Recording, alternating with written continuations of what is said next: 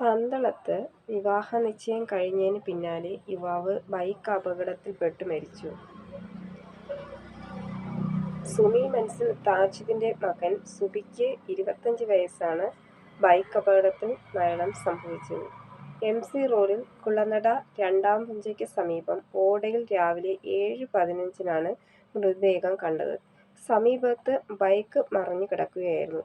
വ്യാഴാഴ്ച സുബിക്ക് വിവാഹ നിശ്ചയം കഴിഞ്ഞിരുന്നു. പരുമലയിലെ സ്വകാര്യ ആശുപത്രിയിൽ അപകടത്തിൽ ചികിത്സയ്ക്കുള്ള കൂട്ടുകാരനെ കണ്ട് മടങ്ങുമ്പോഴാണ് അപകടം. പുലർച്ചെ 2:15-ഓടെയാണ് അപകടം നടന്നത് എന്നാണ് കരുതുന്നത്.